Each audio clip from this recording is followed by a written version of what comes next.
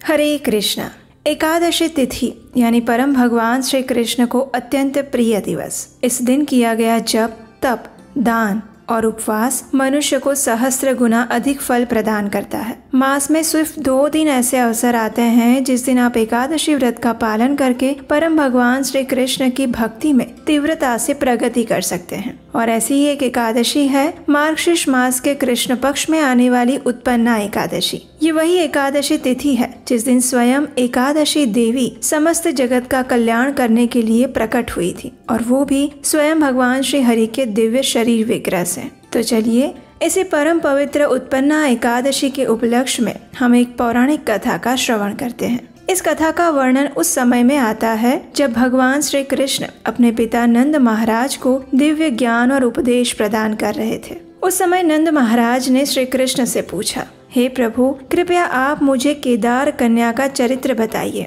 वे किसके वंश में उत्पन्न हुई थी? वे चारित्र्यवान और धर्मशिला नारी किसकी पुत्री थी? भूपाल केदार कौन थे और किसके वंश में उनका जन्म हुआ था? कृपया आप ये सभी बातें मुझे विस्तार पूर्वक बताएं।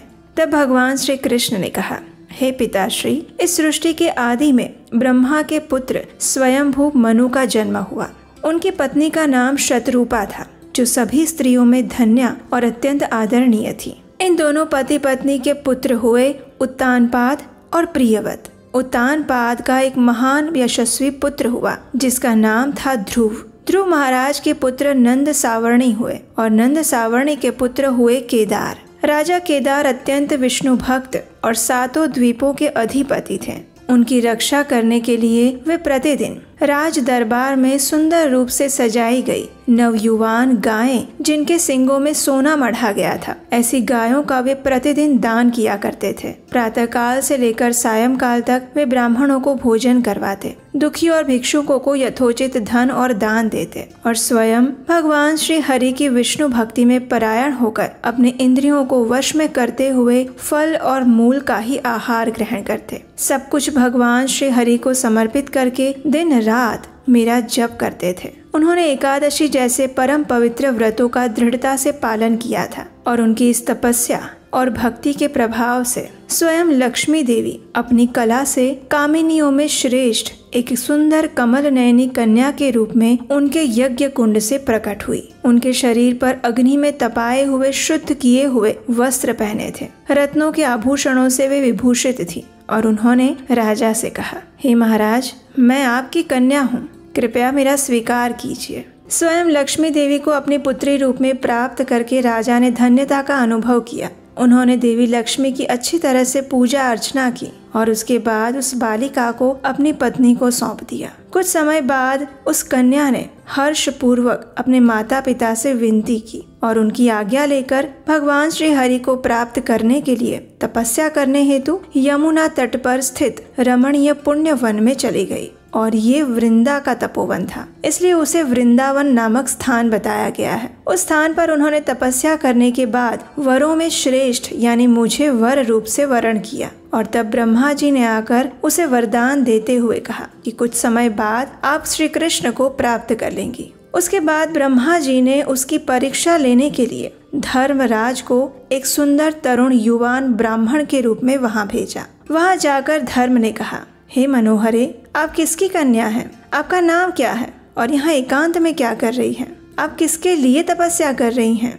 आपके मन में जो भी अभिलाषा है वो आप वरदान मुझसे मांग सकती हैं। ये सुनकर वृंदा ने कहा, हे ब्राह्मण देव, मैं केदार राज की कन्या हूँ। मेरा नाम वृंदा है। मैं इस वृंदावन में निवास करती हूँ और एकांत में तपस्या कर रही हूँ। भगवान श्री हरि को अपना पति बनाने की इच्छा रखती हूँ। तो इसलिए अगर आपके अंदर ऐसा वरदान देने की शक्ति है तो आप मुझे कृपया मेरा अभिष्ट वरदान प्रदान कीजिए, और अगर आप इसमें असमर्थ हैं तो कृपया अपने रास्ते पर जाइए। मुझे इन बातों के बारे में पूछकर आपका क्या लाभ मिलेगा? तब ब्राह्मण युवक के रूप में आए हुए धर्मराज ने कहा, हे वृंदे, जो इच्छा रहित, ऐश्वर्यशाली, निर्गुण, निराकार, भक्त अनुग्रह मूर्ति हैं, ऐसे परमात्मा को पति बनाने के लिए स्वयं लक्ष्मी देवी और सरस्वती के अलावा और कौन सी स्त्री समर्थ हो सकती है? वैकुंठ में वास करने वाले श्री हरि भगवान की यही 2 भार्याएं हैं। और फिर गोलोक में जो द्विभुजधारी हैं, वंशी बजाते हैं, किशोर गोप वेशधारी हैं और परिपूर्णतम श्री कृष्ण हैं, उनकी पत्नी तो स्वयं परात्परा महालक्ष्मी राधा रानी है, जिनका सुंदर शरीर करोड़ों कामदेवों के सौंदर्य की निंदा करता है। वहाँ पर श्री कृष्ण द्विभुज और चतुर्भुज रूप से 2 रूपों में विभक्त हैं। चतुर्भुज रूप में वे वैकुंठ में और द्विभुज रूप से गोलोक में भी निवास करते हैं। हे वृंदे, क्या तुम नहीं जानती कि 25,000 युग बीतने के बाद इंद्र का पतन होता है और ऐसे 14 इंद्रों का शासन काल लोकों के विधाता ब्रह्मा जी का सिर्फ 1 दिन होता है और उतनी ही लंबी उनकी रात्रि होती है। ऐसे 30 दिन का 1 मास और 12 मास का 1 वर्ष होता है और ऐसे 100 वर्षों तक ब्रह्मा की आयु समझनी चाहिए। और इस ब्रह्मा जी की आयु की समाप्ति जिनके लिए एक निमेष मात्र है और सनक आदि महर्षि जिनकी जीवन पर्यंत सेवा करते रहते हैं, ऐसे भला भगवान श्री हरि को तुम कैसे पति रूप में प्राप्त कर पाओगी? जो स्वयं भगवान शिव के लिए भी साध्य नहीं है, तो फिर दूसरे की क्या बात। हे कल्याणी, तुम उन्हीं परमेश्वर को अपना पति बनाना चाहती हो, लेकिन वे तो गोलोक में केवल राधिका द्वारा ही साध्य हो सकते हैं और कोई उन्हें नहीं साध सकता। इसलिए यदि तुम चाहो तो तुम मेरा पति रूप में स्वीकार कर सकती हो। मेरे पास तुम्हें देने के लिए हर प्रकार के उपभोग, ऐश्वर्य और सुख है। इतना कहकर धर्मदेव उसकी ओर आगे बढ़े।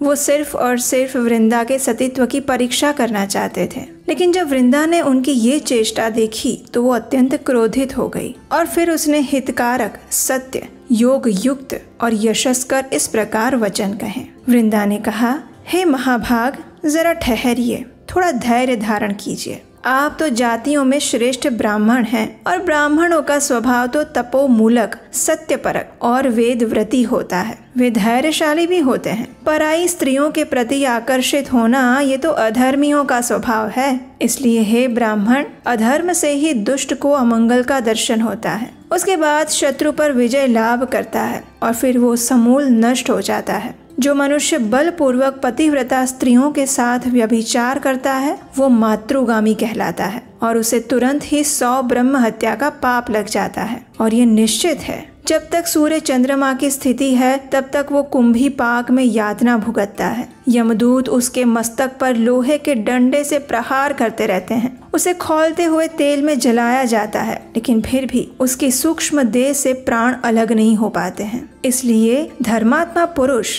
किसी पराई स्त्री के सुख की इच्छा नहीं करते। आपका कल्याण हो, जाइए यहाँ से, मुझे क्षमा कीजिए और मुझे अपनी तपस्या में आगे बढ़ने दीजिए। वृंदा की ये बात सुनकर भी धर्मदेव ने उनकी परीक्षा लेना जारी रखा। उन्होंने और भी प्रलोभन युक्त वचन कहकर वृंदा को अपनी ओर आकृष्ट करने का प्रयास किया और तब वृंदा को अत्यंत क्रोध आ गया। उसने कहा, हे विप्रवर, स्त्रियों का सुंदर मुख, दोनों नितंब और स्तन काम वासना के आधार, नाश के कारण और अधर्म के स्थान होते हैं। जो लार और मूत्र से संयुक्त है, जिसमें से दुर्गंध निकलती है, जो पाप और यम दंड का कारण है, और स्त्रियों का वही योनि द्वार नरक कुंड के समान है। और इस प्रकार जो आप एकांत में मुझे आकृष्ट करने का प्रयास कर रहे हैं, तो मेरे आसपास उपस्थित सभी देवता, लोकपाल, कर्मों के शासक, साक्षी, चाज्वल्यमान धर्म और स्वयं श्री हरि द्वारा नियुक्त यमराज, स्वयं धर्मात्मा श्री कृष्ण, महेश्वर, दुर्गा,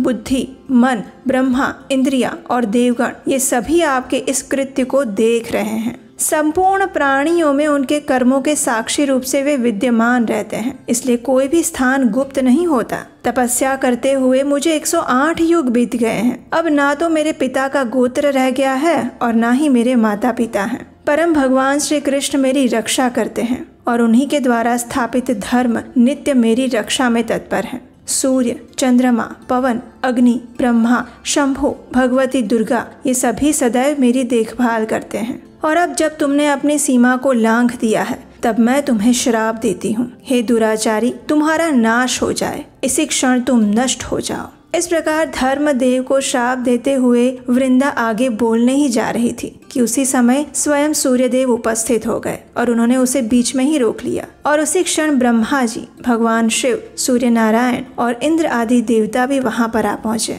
उन सभी देवताओं ने श्री वृंदा की माफी मांगी, उनसे क्षमा याचना की और उनसे कहा, कि हे पुत्री, धर्म तुम्हारी परीक्षा के लिए आया था। उसके अंदर कोई पाप बुद्धि नहीं थी, लेकिन तुमने धर्म के नाश का श्राप दे दिया है। इसके कारण सनातन धर्म स्वरूप इस जीवन का नाश हो जाएगा।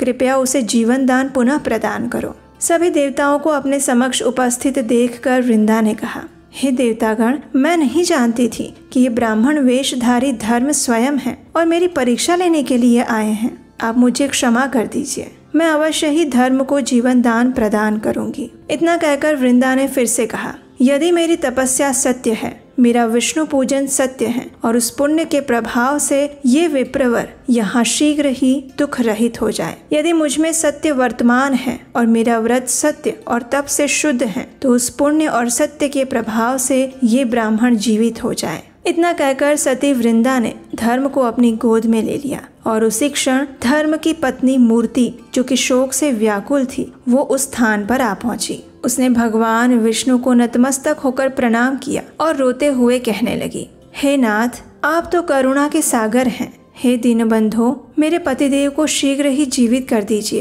क्योंकि जो नारी पति से विहीन हो जाती हैं, वो इस संसार में पापिनी समझी जाती हैं। उसकी दशा नेत्रहीन मुख और प्राण रहित शरीर के समान हो जाती है। माता पिता, भाई बंधु और पुत्र तो सीमित सुख देने वाले होते हैं, लेकिन सर्वस्व प्रदान करने वाला तो सामर्थ्यशाली पति ही होता है। कृपया आप मेरे पति को जीवित कर दीजिए। मूर्ति देवी की बातें सुनकर भगवान श्री हरि ने वृंदा से कहा, हे सुंदरी वृंदा, आपने तपस्या द्वारा ब्रह्मा जी की आयु के समान आयु प्राप्त कर ली है और उसी आयु को अब आप धर्म को दे दीजिए और आप स्वयं गोलोक वृंदावन में चली जाइए। वहाँ आप अपनी तपस्या के प्रभाव से इसी शरीर द्वारा मुझे प्राप्त कर पाएंगी। गोलोक में आने के बाद वराह कल्प में आप राधा की छाया भूता वृषभानु की कन्या बनेंगी और उस समय मेरी कला के अंश से उत्पन्न हुए रायण गोप तुम्हारा पाणी ग्रहण करेंगे। उसके बाद रास क्रीड़ा के अवसर पर आप गोपियों और राधा जी के साथ मुझे प्राप्त करेंगी।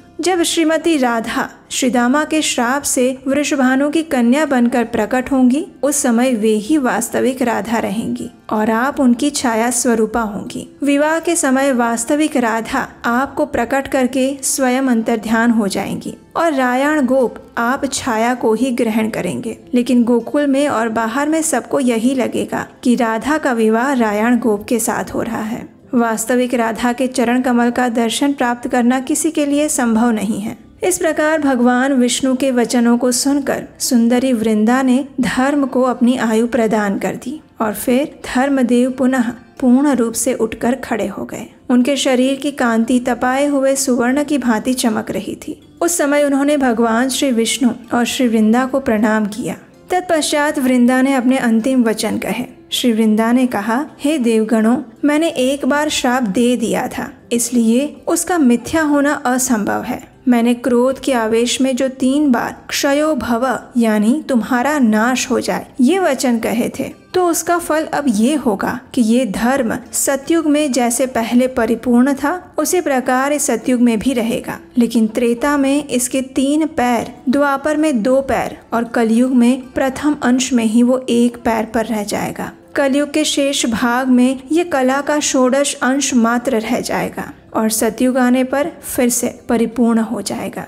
जैसे ही श्री वृंदा ने अपने ये वचन पूर्ण किए, उसी समय अत्यंत वेग पूर्वक गोलोक से एक सुंदर विमान आया और उस विमान को देखकर वृंदा ने भगवान श्री हरि, भगवान शंकर, ब्रह्मा जी और समस्त देवताओं को प्रणाम किए और फिर उस पर सवार होकर वह गोलोक वृंदावन में चली गई। और इस प्रकार केदार की पुत्री श्री वृंदा को भगवान श्री कृष्ण की प्राप्ति हुई। तो हमें आशा है कि आपको आज की ये एकादशी कथा अच्छी लगी होगी। अगर आज आपने ये कथा पहली बार सुनी है तो आप हमें नीचे कमेंट बॉक्स में लिखकर बताइए और इस कथा को लाइक कीजिए और अपने मित्रों तथा परिवारजनों को भी शेयर कर दीजिए ताकि वे भी इस सुंदर कथा को श्रवण करके इस परम पवित्र उत्पन्ना एकादशी का पूर्ण फल प्राप्त कर पाएं। अगर आप पहली बार इस चैनल पर आ रहे हैं तो आप अपने इस चैनल को याद से सब्सक्राइब करके रख लीजिए, क्योंकि यहीं पर हम प्रत्येक एकादशी पर और आने वाले सभी व्रत और पर्वों पर विभिन्न प्रमाणभूत पौराणिक कथाएं लेकर आते हैं। उसे सुनने के लिए नोटिफिकेशन ऑन कर लीजिए। और अगर आपको हमारे द्वारा किया जा रहा वैदिक ज्ञान का ये प्रचार कार्य अच्छा लग रहा है तो आप हमें इस कार्य को आगे बढ़ाने के लिए अपना आर्थिक योगदान भी भेज सकते हैं। स्क्रीन पर नंबर दिया गया है। तो चलिए इस परम पवित्र उत्पन्ना एकादशी का पूर्ण श्रद्धा और निष्ठा पूर्वक पालन करते हुए अपने जीवन को, मन को और चेतना को परम भगवान श्री कृष्ण के चरण कमलों में समर्पित करते हैं। हरे कृष्णा।